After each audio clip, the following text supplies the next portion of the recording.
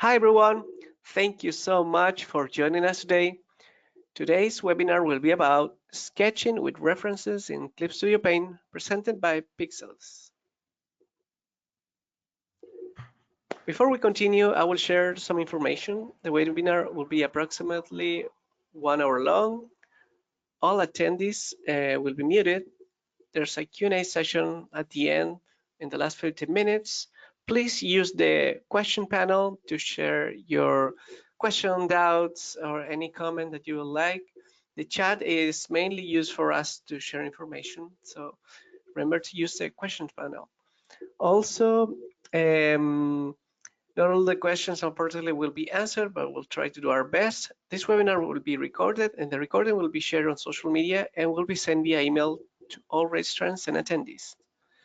The panelists for this webinar are Maria Quiñones, myself, and Pixzeles. For those of you who connect with us for the very first time or have never heard about Clip Studio Paint, Clip Studio Paint is your all-in-one solution for stunning, ready-to-publish illustrations, comics, manga, and animations.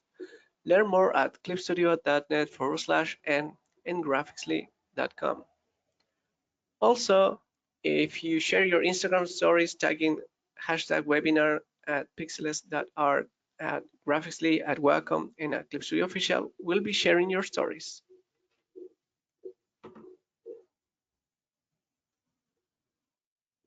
Pixzeles, or Pix, is a 23-year-old full-time freelance artist and content creator.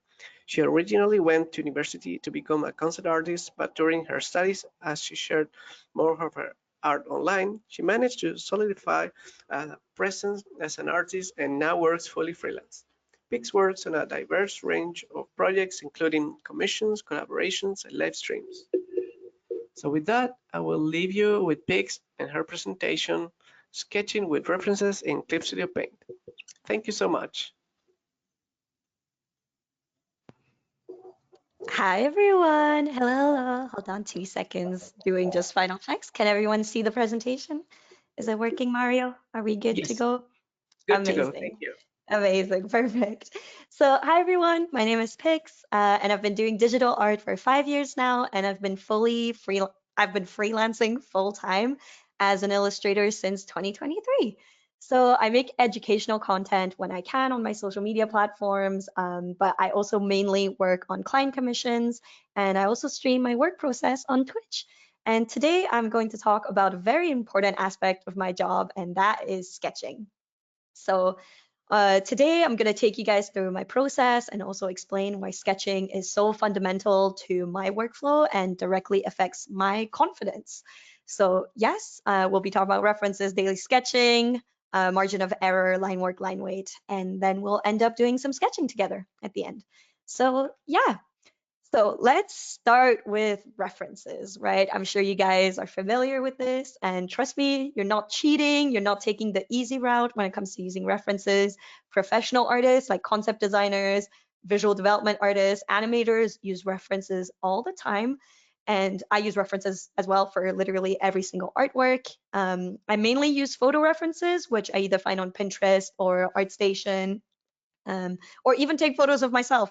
As you can see, a lot of hands, very typical. I think you guys can relate. But yeah, so don't be afraid to use references. They provide you with a very solid foundation, at least to start with, right? So nowadays, I rarely copy a reference one-to-one, but I always use it as a starting base. And then I will add my own ideas and interpretations to the base sketch, right? Sometimes my final piece will look completely different to the original reference I had, but it still provided me with a solid foundation in the beginning. It also helps with like blank canvas syndrome, when you just stare at a white canvas and you don't know what you're going to do with it. It's just easier to start with a visual reference to help you visualize your ideas. Now, something I don't see talked about enough is analyzing your references. So just looking and copying a reference is one thing, but it's actually another to completely understand it. Are you looking for the point of gravity in a pose? What is the perspective here? What are the proportions relations? Where are the negative spaces, right? These are all things that can really help you understand like the relationships between these, and it will not only help you draw more accurately, but also allow you to stylize your art with consistency, right? So let's look at this quick video I made that explains this. I believe the audio doesn't work, so I'm just gonna talk you guys through the video. If you guys do want to watch the original one, just go on my Instagram. But yes, hold on. Here we go.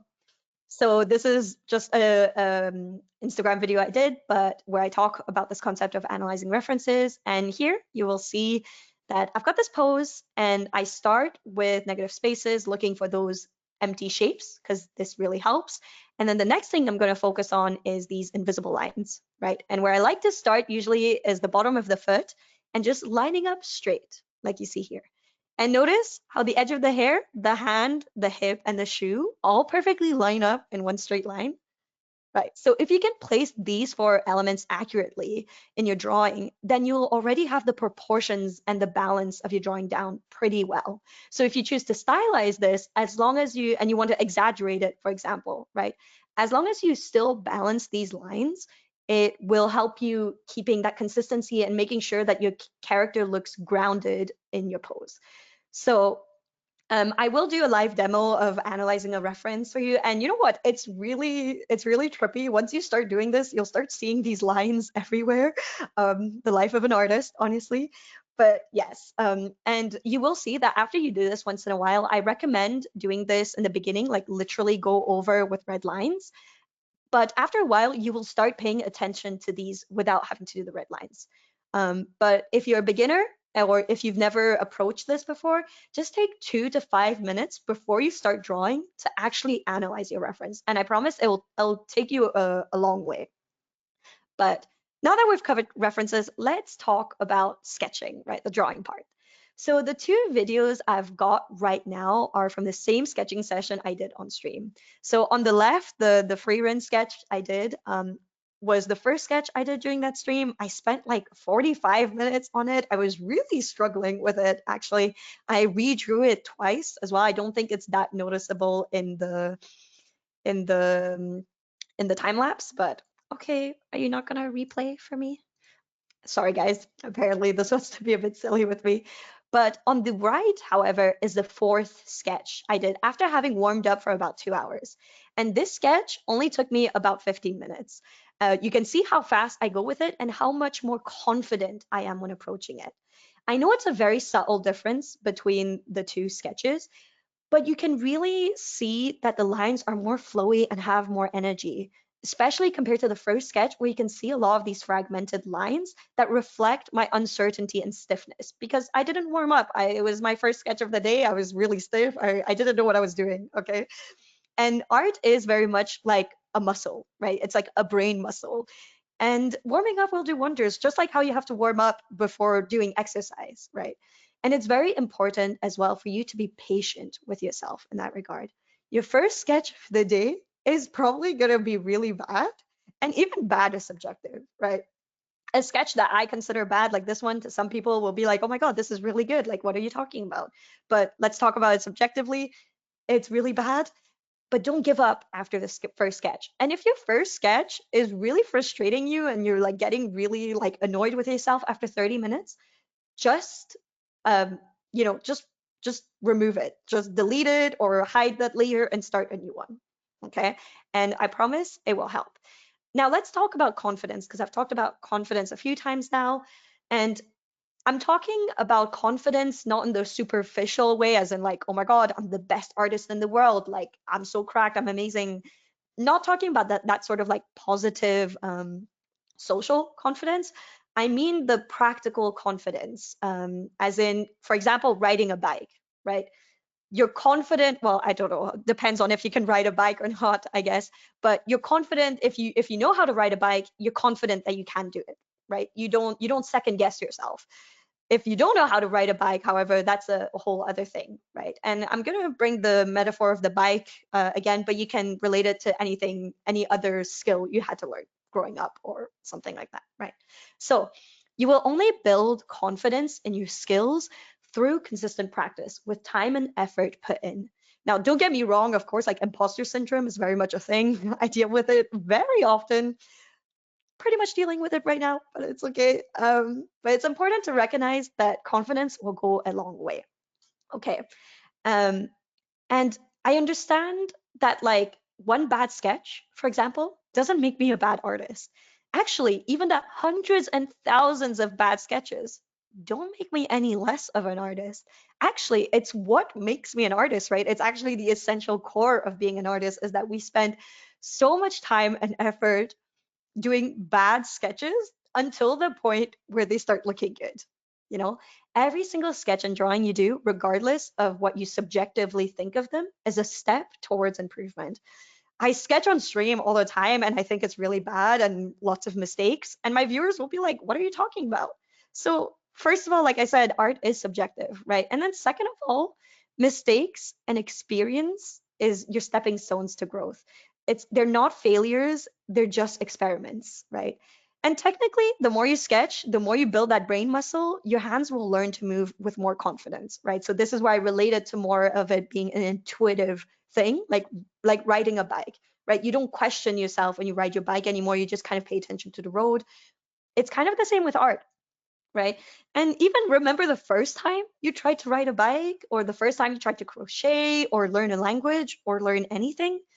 Unless you're extremely gifted in that specific skill, I think majority of us can relate that it was probably very awkward and bad, and you probably fell over or you mispronounced words, right?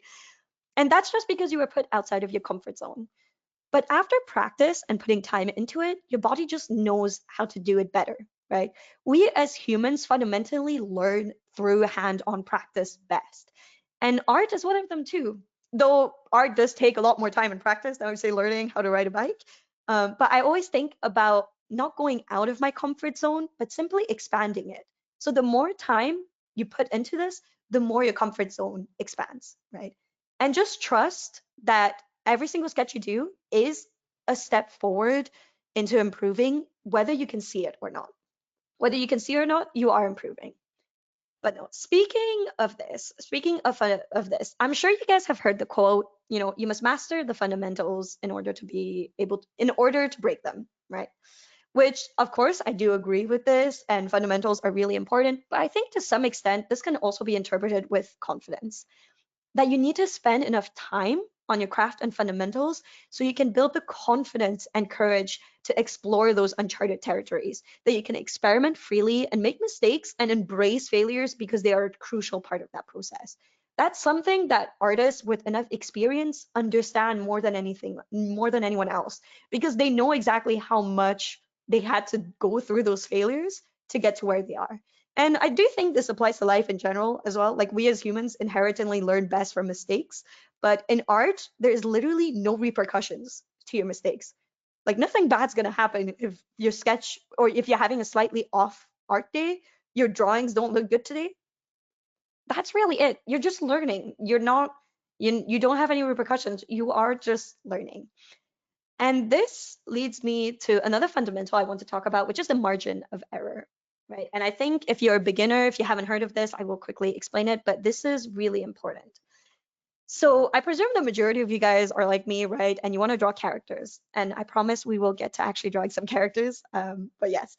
Well, I'll have you all know, first of all, that human subjects are probably the hardest subject to draw, and that's for two reasons, right? The first one is just the fundamental nature of us humans.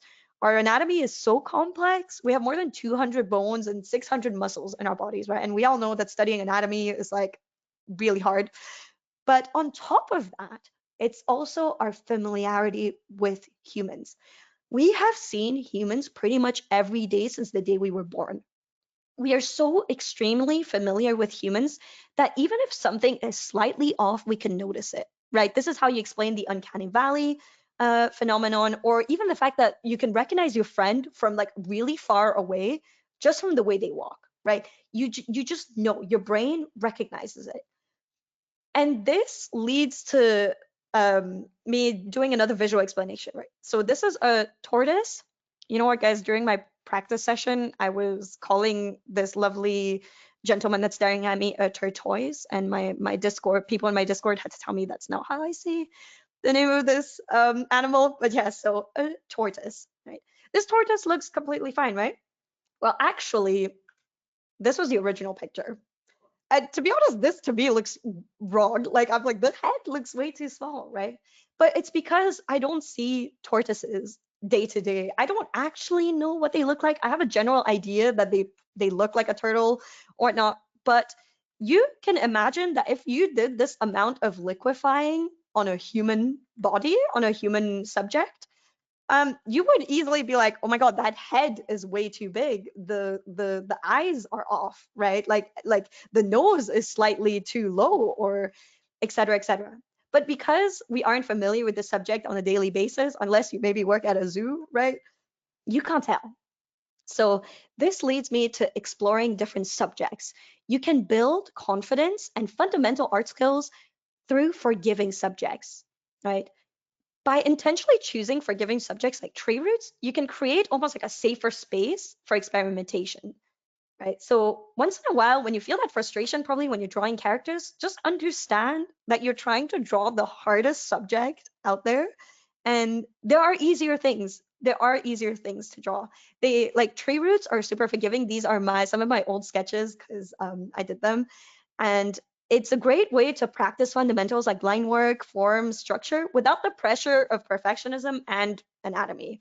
So let's be honest, like every art, it's like a canon artist trait, right? We're all perfectionists. So sometimes giving us that space to experiment with more freedom can really help, right? It can really, really help. And of course, if you're a beginner, I also want you to know like the frustration you have when you try to draw a human, that's normal. It's kind of like you're trying to run a marathon without ever having ran in your life before, right? You're trying to draw the hardest subject there is when you're a beginner. But sorry. So if you guys are interested, I learned about the margin of error from Feng from FZD school. So if you guys are interested, go watch this video. Like what I've talked about is a very short summary of what this 1 hour long video is. But honestly, give it a watch. It's really helpful and really helped me as an artist feel like there is logic as to why I'm not as good as I want to be. And it's a great video, so maybe you can watch it and draw some tree roots along and see how that works out for you. But let's get back to character sketching, right? Because I believe you guys are here for this mainly, so I wanted to talk about line work and line weight, especially in my process. So line weight is a great way to give your sketch more depth, and I usually start with finer lines. I usually start with finer lines and gradually build up line weight as I go. So I think the video already played, but you can see how I emphasize some darker lines where shadows would technically be. And that just immediately gives my sketch way more depth. And I think it gives it like just more substance, right? And another thing that I think sketching, why I love sketching so much nowadays probably, is that I personally use my sketch directly as line art because I like to preserve that looseness and even the small mistakes I have in my line art. Like you can see that right there, the art isn't connected, the lines are messy, they overlap. But you know what? I think it just gives my art some more of that character. It gives it more flavor. So this is something I personally like to keep on top of. But yes, so here goes the presentation, and I'm gonna move on now to the live demo. So feel free to open Clip Studio Paint and draw along with me. And remember, just remember, mistakes are not your enemy. Perfectionism actually is. So use references, draw slower, observe more, observe again, look at that reference properly. Don't give up after your first sketch, and maybe try a new process, right? So the second advice, draw slower. I can't quite exactly do this since we are on a time limit schedule, but I will quickly open up Clip Studio Paint. Mario, can everyone see Clip Studio? Is everything okay still on your end? Okay, Yes, okay. all working. Can we see Clip Studio? Yes. Let me make sure everything is working. Okay, I think it's fine. I can't imagine it not being fine, but yes, okay. So this is the reference I picked for today. I think it's a very badass reference. I absolutely love the energy right here. Um,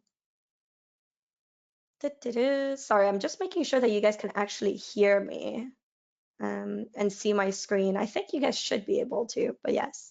Can you hear me, Right. Pix? So this is the reference I picked for today, and I'm gonna go through the analysis part first, and then I'm gonna show you guys some warm-up sketches I did literally like an hour before this this started, just in case, to make sure I have enough time to go through the process with you all. But no. So I think this is a great reference. We've got some foreshortening going on, right? Like this leg is slightly closer to the camera. We've got a very dynamic pose, and you know what? Badass woman. We love badass women, right? The bat looks really good. So there's movement here that I want to capture. There's a foreshortening camera that I want to capture, and the hair flow is really cool. I'm gonna see what I can do with it, right? So the first thing I want to do is analyze the reference with you guys, right? And I hope that the visual analysis will help you guys understand what I was talking about earlier. So starting, like I said before, starting at the base of the foot, I usually like to do the foot that's usually somewhere along the head, right? You guys will see that this is a recurring thing. It's probably something in physics, about human balance and gravity. I'm not a scientist. I can just see lines. That's all I see. So I don't know if there's any terminology for anything I say, but yes.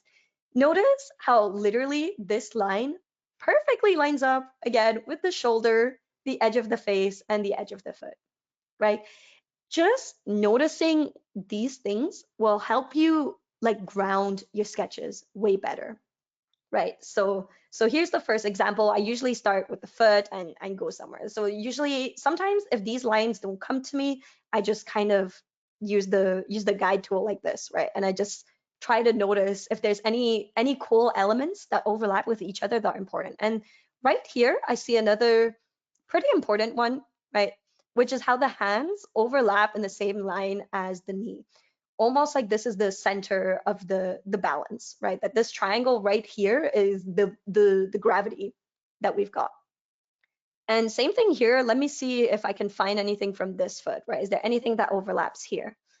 Oh, that's kind of interesting, I would say. This foot pretty much here overlaps your knee again to the shoulders, pretty much creating the sense of balance, right? And I'm gonna see right here, the foot, the edge of the foot, like where the heel is, yeah, if you do another straight line, it perfectly lines up with the end of the bat.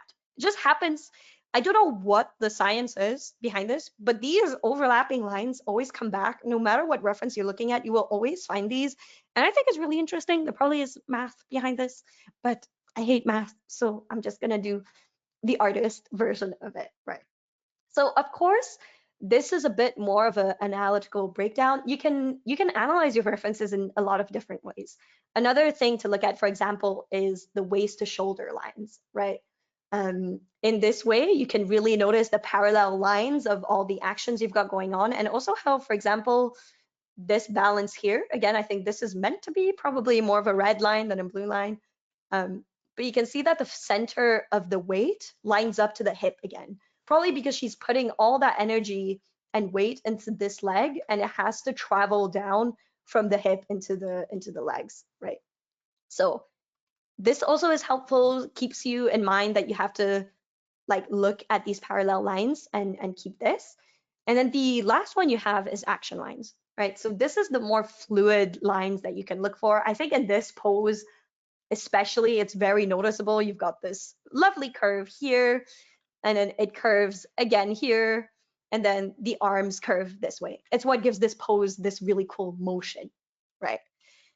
So now that we've finished, just spending a few minutes analyzing the reference, it's pretty cool this way. Um, I'm gonna open this. I'm gonna show you guys my first sketch of the day, right? So keep in mind, I didn't draw at all today until like an hour before this webinar because I was like, oh my God, I need to at least, if I have to sketch live during this demo, it needs to look good, right? So let me warm up. And this was the first sketch I did, right? And you know what? It's not great. It's really not that great. But guess what? I just left it there. I was like, okay, that's enough for the first try of the sketch. Let me just put it away. And I tried it again. Wow, so much better, right? So much better already. So I was like, I felt more confident almost to some extent, right? Because I drew the more body broken down version of this, I was like, okay, I can still visually remember the body underneath. I'm gonna go straight in with close. So I went straight in with close. You can see here that I still kind of nudged like what this line would be, right? Just to make sure, because the hips are so important in this case to really visualize the shape here. But yeah, so this is already a little bit better, but you know what? Like the gap here, very easy to notice. Like this is where you can look at negative shapes, right? So this is one of the other things I mentioned. This is way too small compared to the reference here, right? Look at this, look at the gap here. So you're looking at more of a gap like this to fix it. And guess what? I went back in and here's the third sketch. So this third sketch, I actually based it off the second sketch and just kind of accentuated it more. And as you can see, I'm also pushing the reference more, right? I'm also pushing the reference a lot more than what it is. And this is the fun part about art, right? Is that you can exaggerate things. That's what stylization is, right? You can exaggerate things so that they look like there's more impact. But you know what? Already now I can notice a few things I should have paid more attention to. Look at the difference in the knee, the parallel in the knees here, completely different. It should be something like this. So even if I'm really trying to exaggerate this leg, I should still have that consistency, right? And this is where it should be parallel to the hip line, right? Whereas at the moment, it's very much not parallel and it doesn't make sense. This is probably why this leg actually looks a little bit off. So let's say I try to fix it right now, right? Either I can redraw it or what I do is usually use the lasso tool like this to select it and I fix it. Bam, okay. And this really helps already with the foreshortening of the leg. But now I think that this bottom leg is a little bit too low here. Like the balance here, I think, yeah, see, this is way more curved. It should almost be like this. So I think what I will do is push that leg almost back by where the ankle is right now. So let's do that. Let's do that. And I think that will really help us accentuate that foreshortening as well. So probably like somewhere like here, right? Maybe pushing it this way. Right, there we go. Right. Flipping your canvas, of course, important. Also, by the way, guys, for anyone that's interested in the brush I'm using, it's a CSP asset store brush. It's right here called Six Pencil Soft. So I'm going to keep this on here for anyone that was looking at it. So yeah, as you can see, I also had sketched out like the box, which I believe is a baseball box. I don't know much about baseball. I watched Diamond No Ace, absolutely love the anime, but that's about my knowledge. That's about it on my knowledge of baseball. But even this square here just helps us ground our character, right? See the perspective line here, almost that if you were to draw the rest of the box, these feet kind of perfectly line up. So in this case, I would probably actually increase the size of the shoe just so that it's actually aesthetically pleasing in this way, that it's gonna line up with the feet in the same way the perspective grid would actually line up, right? I think that's pretty cool. I think that's pretty cool. And as you can see, I did change it up. I gave the character long hair because I was like, it would be a nice like there's so much you can do here with the flow of the hair, right? I was like, it would be really cool to see sort of these long strands and how they are being affected by the movement of this character, right? So I think that's pretty cool. And you know what, guys? I have 15 minutes left in this demo before I do some answers on the questions. Of course, the hands, don't look at the hands, guys. Okay, just mentally visualize that they're there. But what I'm gonna do is maybe do some line weight, right? What I'm gonna do is some line weight. So this is where you see that usually my sketches actually do feel quite one-dimensional because I use a very small brush size for my pine lines. As you can see, like my brush size right now is at 3.0. And I personally really like these fine lines. And what I personally like to do is to add depth by going over the same lines like this. I don't know. I think it's a very nice organic way for me to add. Of course, you have some issues sometimes like here where it's like slightly too too messy right here. So I'll probably do some erasing as well just to balance it all out. But this is how I like to sketch. And as you guys can see as well, I rarely zoom in.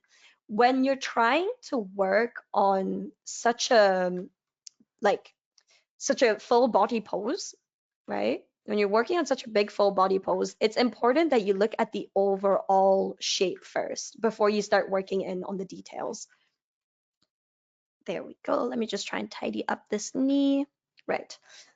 And I noticed this leg quite straight. I originally had it like this, which is a little bit different. I think actually the energy would be more emphasized if I made the leg kind of pop out a little bit more onto this way, like this. Do some erasing. Don't be afraid to use your eraser, guys. Absolutely super important. And I think I'm gonna extend this leg inwards a little bit more. There we go. And I build up line weight as I go. And I erase as I go. I build up line weight as I go. And sometimes I will just make the brush a little bit bigger and I'll highlight where I want more weight to be, right? So anywhere, I usually go by 3 principles. The first one is to create depth. The second one is to insinuate shadows and lighting. And the third one is just like emphasis, right? So if you wanted to have like the outline of your character be more prominent, kind of like how it is in like comic books, right? You can do this. You can just add overall like darker lines on the outside, or you can. That's a stylistic choice, right? So this is just you having fun with what you think works best. So for example, I want to bring more like I want to make this leg look like it's closer to the camera, right? So I'm actually going to really increase the line weight in this case, in this situation. So like this. Guys, don't look at the way I draw shoes, okay? Shoes are really hard. It's something that I need to practice some more. But the fact that this model is doing this in heels, really, really cool. So yeah, emphasizing key anatomical things like the ankle here, very important. If you did a straight line here, it would probably look really off. But yeah, here we go. So I want to emphasize this leg shape as well. I kind of want to give her like calves. You know, I feel like she's got strength in those legs. Um, so let's see. And I'm gonna delete. Don't be afraid to like, you know, erase things, restart them. Don't be afraid. Don't be just like kind of let go. Just have fun with the sketch. I don't know if any of you guys are sketching along with me right now, or if you're just listening in. But you know, if you're sketching, just kind of have fun with it. Don't be too stressed. If the sketch doesn't look good the first time, that's totally normal. So I'm trying to emphasize the knee here, but I want to make sure the lines here are a little bit thinner so it doesn't take like too much attention away, if that makes sense. Don't want it to take too much attention away. I kind of want to emphasize like the shape of the quads, like girl got quads, you know, she's got those muscles. She's got those lovely muscles there that I really want to capture. And it's kind of like insinuating where the rest of your rendering would go, right?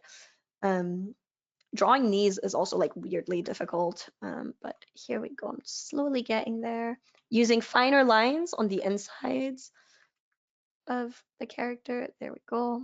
There's the kneecap is usually like this sort of shape, right? So you kind of want to insinuate where the shadows are going to be for this kneecap.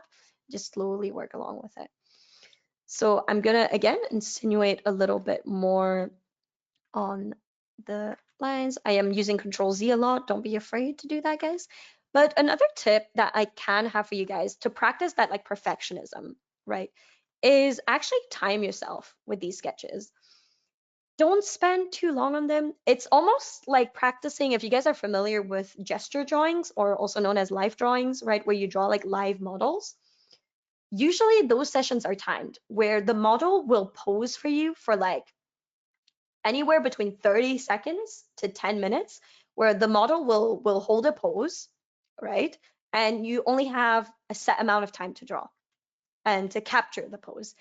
And it's a very difficult exercise, but it's a very effective one. It's something that I should definitely do more of, and I want to do more of, but it's kind of how I approach my sketches as well. I don't have a strict timer because I don't do well under pressure, guys. Okay, I don't do very well under pressure, but I still try to tell myself, okay, don't spend too long. Don't spend too long on the sketch. If you've spent like 20 minutes on a sketch and it's really not working out the way you want it to, just restart it. Don't be afraid to just restart it, right? And don't even look at it. Don't even give yourself the time to like, yeah, oh, like this is not good. It doesn't look good enough. I'm so bad at this. Don't even give yourself the time. Just remove it. If you can't see it, you can't do anything about it. If you can't see it, you just can't see it, right? Like it doesn't exist. If you can't perceive it, it doesn't exist. So don't even give yourself the time to kind of like wallow in your own like perfectionism, right? Where you're like, oh, I'm not good enough for this. Literally, just next sketch. Literally, just move on to the next sketch, right? And here I do really like the skirt folds. In this case here, it's really, really nice. Like this. I like the little V right here, right, guys? This shape right here is very pretty. I like it. I wanna capture it. And I think it really helps emphasize like that hip. I think I want to actually bring the hip out. I'm going to use the liquify tool here and really like pop it out a little bit more. And I think I'm going to make this side a little bit more. God bless the liquify tool. I don't know what I would do without liquify. But yeah, there we go. I probably should have kept a copy of the sketch before we reworked it. But you know, I just noticed that now, too late. But yeah, as you can see, I'm still adding these lovely little weights of line where I believe like shadows would be, right? And it already like adds depth. It adds so much depth to the drawing compared to, let's bring it back to the sketch, right? Wow, look at how much like more dynamic it feels.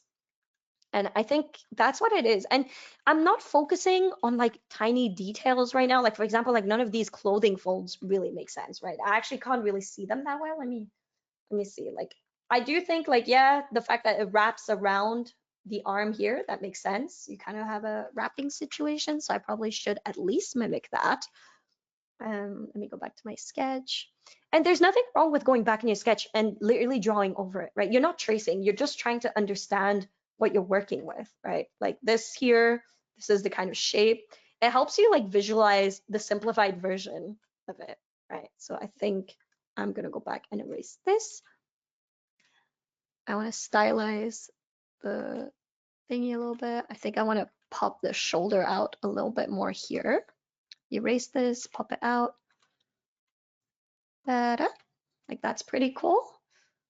I really like the shirt. I like the like slightly unopened shirt. I can just imagine it's like, you know, I don't know, like maybe she's picking up her son from baseball training and then, you know, someone's bullying her son or whatever. And she's like, let me show you what you're talking about, you know? I think this is a cool part about art is that you can start imagining the little stories that kind of are behind what you're drawing, right? Or maybe that's just me. I don't know. Maybe I'm just a little bit weird, but yeah, there we go. Same here. I think I want to emphasize that shoulder a little bit more, like this, right? I think we can give some angular shapes to give it that dynamism. Is that a word? Dynamism? But yeah, you know what? I'm not even looking at this arm right here. It's definitely wrong, but you can see that you can be wrong. You can make mistakes, but it still inherently looks like not correct as maybe not the right word, but you can still work with it. You can still work with it, right? It doesn't, the fact that you've captured the flow is more important. And I think this is why I say that perfectionism is probably your biggest enemy in the sense of like, you're probably focusing on the wrong thing. You know, you're probably focusing on the fact that these folds aren't quite exactly correct. But if you just did it very freely flowy, see, it kind of still looks good. It doesn't, if you don't look at it for too long, it's actually all right, right?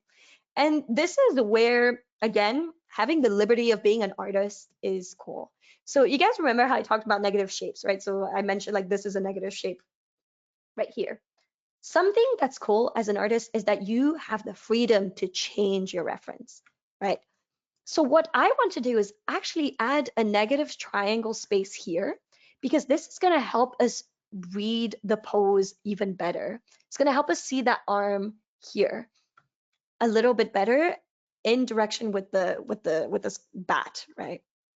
There we go. And here I'm actually, you know what, that's a good idea. Let me enhance the line art on the bat to give it a little bit more importance, right? Like this is like she's throwing around a really heavy object and it's closer to the camera as well. So I'm gonna make this end even more in depth, right? Like this. So yeah. Create some shadows. And I think I want to have the line here be slightly thicker than the line on top because I can imagine that the lighting I want to have is like kind of like in this reference, right? You see like this is the light part and this is the dark part. See, this is the way you can insinuate where the shadows already are going to be, like with just with line art. Just with line art, you can insinuate the lighting in your piece like this, right? So yeah, I'm not going to do any details like in the head, but you know what? I like to add ears. It helps me already think about where the balance is. She's got a great expression. I love how she's pursing her lips, but I feel like I could definitely make the hair a little bit more dramatic if I wanted to, right? But that's more for experimentation, I think. If she had like really long hair, for example, right? That's kind of awesome. That's really badass. I like that. So I would probably have like negative shapes here as well. But yes, like this. This area looks a bit off, but you know what? We're gonna pretend we don't see it for now. It's not too important. Right. So yeah. So as you guys can see, so there is actually this arm right here, as you can see, there's a kind of an overlap. And this, in my opinion, actually is pretty, I would have probably changed this. I would have picked a pose, or I would have worked with the pose to make this arm right here a little bit more noticeable, so that there isn't such a like I believe it's called, oh my god, what's the word for this? There is a word for this. Oh my god, it's escaped me. Like when there's two things overlapping each other and it kind of like ends up hiding one another, so you can't actually really see what's going on. But you know what? It's fine. The word will come back to me someday. Words are not my forte, but here we go. So yeah, I think this is in bad. Again, just want a reminder that same artist, literally on the same day, me, drew this. I don't know why the bat is so short as well. Oh my God. And then this is the final, right? And this is just from me going like, you know what, this is ugly. Let me start again. And I got to this point. Even just on the second sketch, you will notice such a big difference just from warming up, right? Just from warming up, you will already let your brain process the mistakes you did in the first sketch. After this first sketch, I was already immediately like, okay, this part is wrong. The legs are wrong. The bat definitely needs to be longer. But instead of really trying to like work it on this sketch, I just started a new one. And my brain already almost subconsciously retained information from the mistakes that I did, right? I already retained the information from the mistakes I did from the first sketch. So, and then in the third one, I just took the second one, used the lasso tool, and kind of pushed it more to create this weight, more emphasis, right? And I think it looks cool. I'm gonna even like emphasize the legs a little bit more. You can do the cool, kind of manga cartoon lines to be like emphasizing the movement. Right here, I would probably make like this here, right here, like the shadows in the shoe right here, give it way more depth to kind of really make it look like she's stretched. We can even bring in again the little liquify tool and just like kind of distort the foot on purpose to give it more of that like stylized look. Can probably make this leg slightly thingy to make it look like she's further back. See how I purposely keep like this back shoe right here lighter? It makes it feel way farther away. It's like I'm creating distance here, right? Just by using different line weights. But yeah, I hope that this is okay. I'm seeing the time run way faster than I expected, as usual. But there you go. If you guys have any questions for me, please feel free to ask. I understand that I wasn't able to do a full sketch demo. I was a little bit conscious of the time, but if you guys are interested, I do sketch regularly on my Twitch, on my live streams, and that's just Pixel. Oh my God, I have a horrible handwriting. But if you guys are interested, please feel free to go follow me on Twitch. I'm trying to write this out as I think there's no dot actually. Pixzeles art on Twitch. You should be able to find me, and I do sketch very regularly over there. So yeah. Mario, how are we looking for the questions? Should we move over to the questions? Yes, Pigs, can you hear me? Can you guys hear me? I don't think Pigs is hearing me.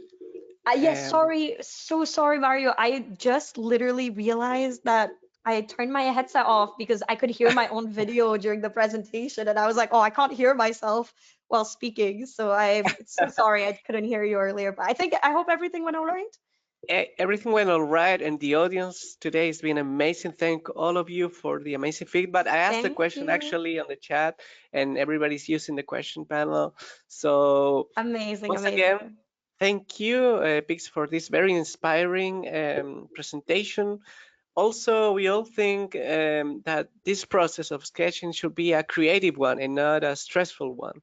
So Exactly, what you have exactly. shared today is really gold for everyone, and yeah, I can see it from the messages here. So thank you once again. And we have been watched by tons of people from all over the world. We asked at the beginning, for example, Alexander from Poland, Mexico, Roberto, Oh Germany, Francisca, Canada, Jen, a lot of people from the US like Taijin, Matthew, Venezuela, Betsima, where else? Canada, Cell, Czech Republic, Jana, Ireland, Robson, South Africa, Ashley, that's Syria, Nina, South Africa. Well, thank all of you. my God. But That's really awesome. yes, so one of the most repeated question is about if you do warm-ups when you're sketching or before sketching, how's your daily routine to to be warm up for working? Mhm. So I do try my best to warm up. Usually, sometimes I do just go in. Sometimes I'm on a slightly tighter schedule with my commissions. I'm like, oh, I really need to get started. But usually, yeah, I warm up, and it's sometimes I don't necessarily do it as in like as a separate exercise. Sometimes it'll just be I'm gonna work on a commission, and I'm just gonna give myself like a few iterations of the poses that I want to potentially consider for this commission piece, for example, right? So I'm still working towards the piece I want to work on today, but I just give myself the first hour, literally the first hour of me starting my art. I tell myself, look, make all the mistakes you need. If it doesn't look good, just restart, and that's it. And I kind of warm up during that process.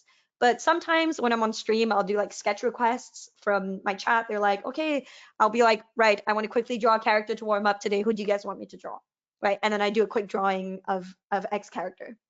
Right. For example, the free run video you guys saw earlier, that was one of them. So yeah, I don't have a strict routine, so to speak. I probably should have one, but I just kind of just go how I feel during the day. And if I struggle more than usual, I'll be like, okay, you know what? Let me do a sketch warm up. And if I feel fine, I just go along with it. So yeah.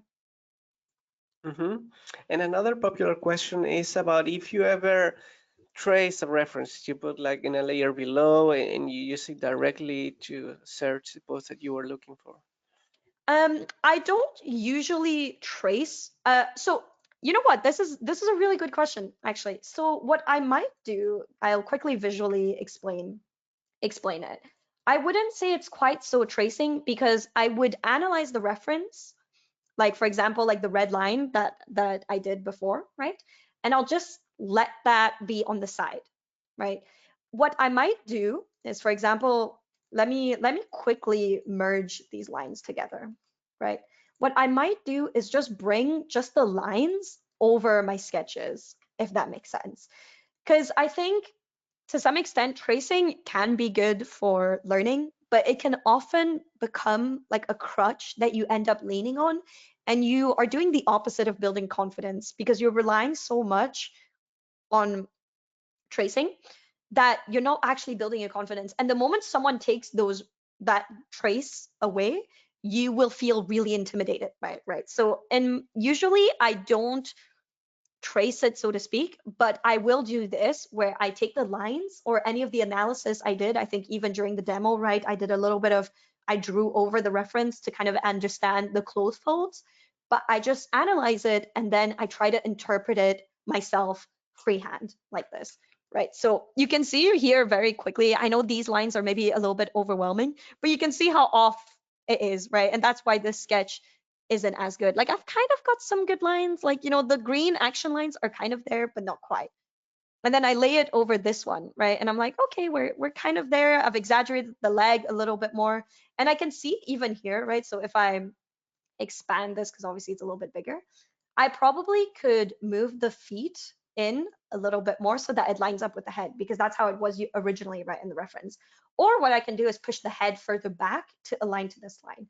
So this is the extent of the sort of tracing I would do, is more based on lines rather than like the entire reference. But do whatever makes you feel more comfortable, whatever helps you understand what you're drawing more, but simplify it for yourself as well so that you actually understand what you're drawing and not just like copying it from like visually, if that makes sense. I hope that was clear enough. Definitely. And here's another question from Isabel Garcia. What's your favorite sketching brush? Do you have a set of brushes for sketching? This one. Honestly, this brush has blessed my life. I love it so much. It's very soft and it's got a good stability and it's got a good amount of like pressure change as well. So this is the brush I use. It's on the CSV asset store. This is, yeah, this is my holy grail. I quite literally use it for everything. I render with it as well. It has also, like you can see here, it has the right amount of like kind of texture to kind of give it that like more sketchy feel. Okay, the brush is not, oh, sorry, it's because I'm using white. There we go, that's why. But you see right here, it's kind of like, it's got that gorgeous looseness. If I want to go light, I can go light. If I want to go darker, I can go darker. And yeah, it's really nice. It's really nice. And it's got that good amount of texture that is pretty. So yeah, that's my brush. Mm-hmm. Another question from Beryl Pretorius.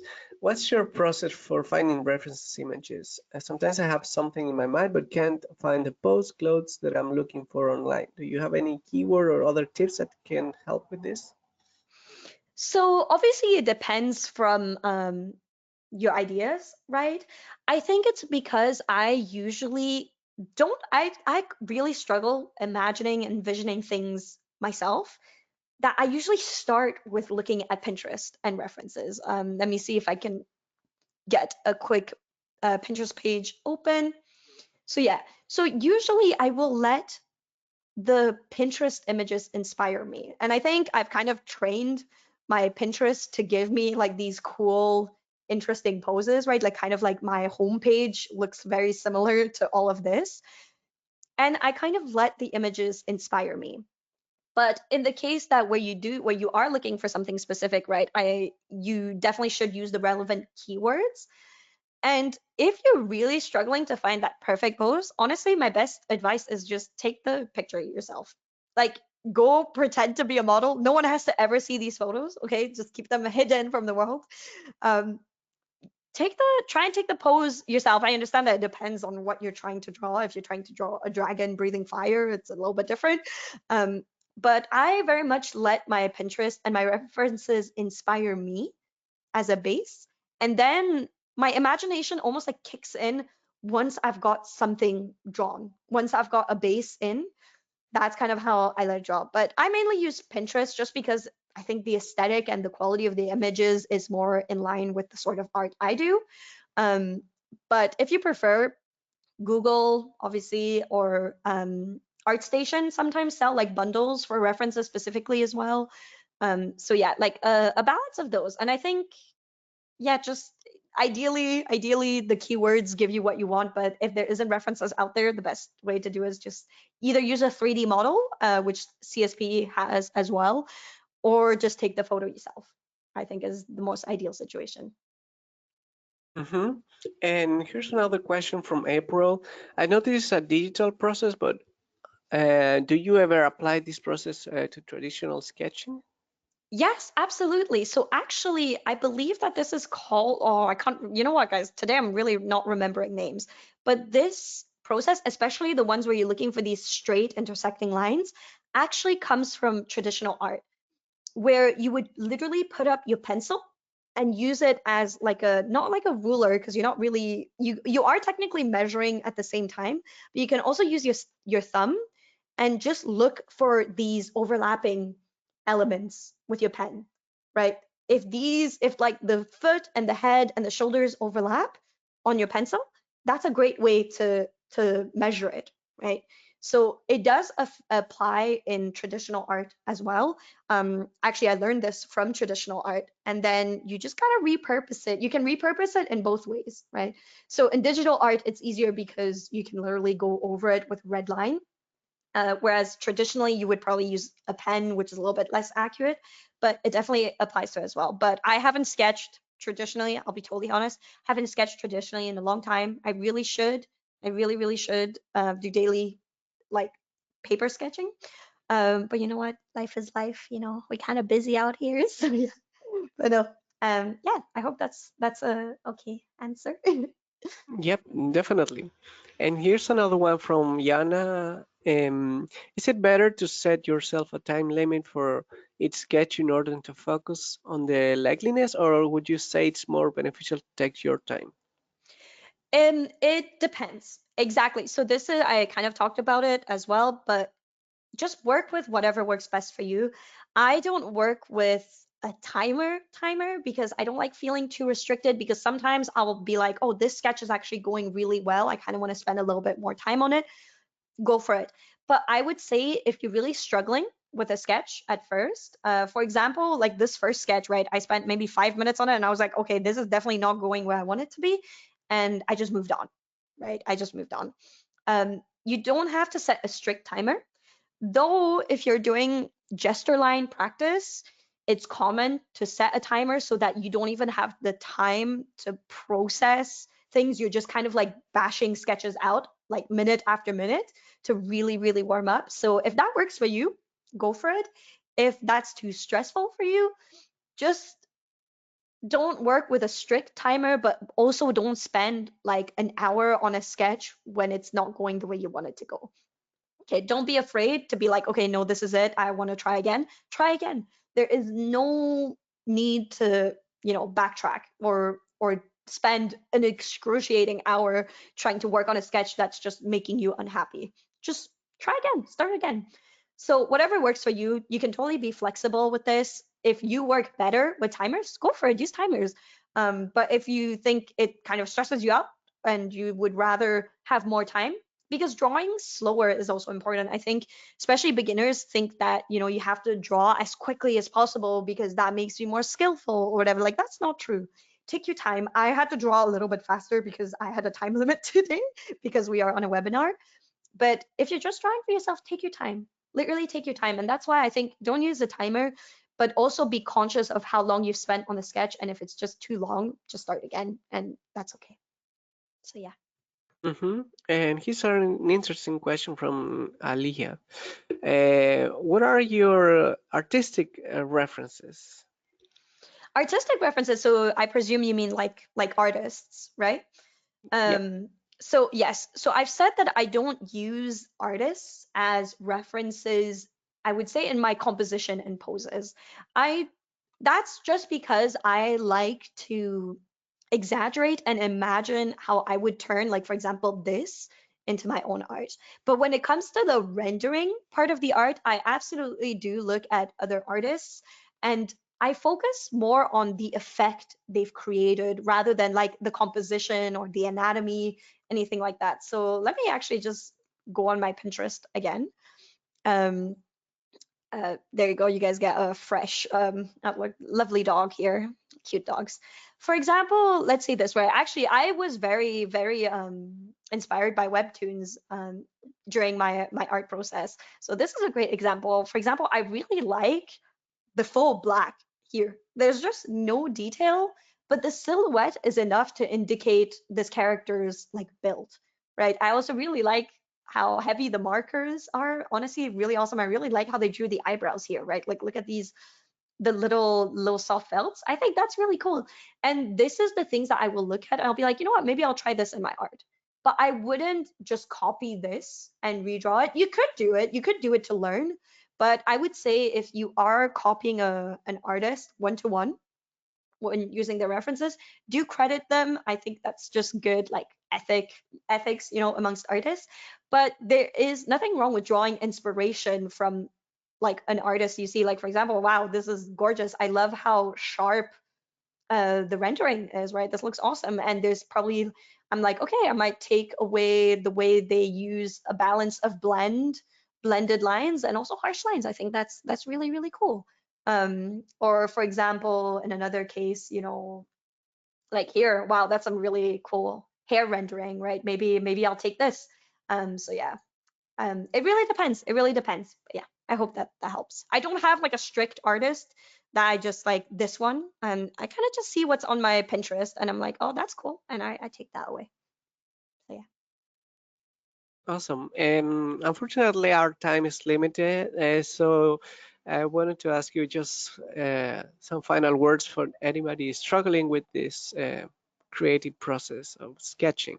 hmm So honestly, guys, just take it easy. Like it's really hard. I know it's easier said than done, but I promise you, we all go through this. It's like a canon artist event, right? We'll have off days with art, we'll have good days with art, and we question ourselves all the time. We always think we're not good enough and everyone's so much better than us. Like, what? But I think I always found comfort in the fact that when it comes to art, the hard work and time I've put into it is not going to betray me.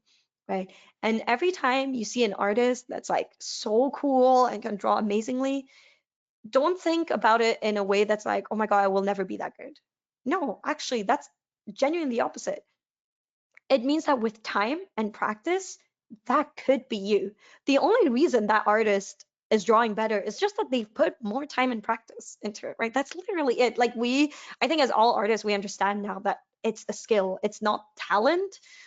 We all started drawing with really like our first drawings were all really bad, right? And it's only with time and practice that you improve. And I think always look back. Don't ever delete your old art. This is my point. Okay, stand on it. Keep it because in a year, look back on it and you will see how much you improve. It's really hard to notice our improvements like day to day, right? And but the moment you put it like a year apart, you will genuinely see that difference. And that's really important. But if you guys have any questions that I did miss or that we didn't have time to cover, feel free to DM me on Twitter, on Instagram, or even come by my live streams. And if you have a specific question, I can do like a demo as well. I can do a demo on stream. I do that quite often as well. So yeah, don't be shy. Just reach out. I usually am pretty good with answering DMs. I do my best. So yeah, I hope I hope that was helpful for you guys. It was. So thank you so much, Pix, for this amazing presentation, wise words, and inspiring examples about your process. And so we also want to thank all of you who joined us live Mm. today. You've been a very active audience, so we appreciate that. And before we go, we just want to share one last bit of information. Learn more about Clip Studio Paint. Visit clipstudio.net/n and graphically.com. Many of you asked, and yes, this webinar has been recorded and it will be uploaded to our YouTube channel, so please subscribe to receive a notification once the video is available.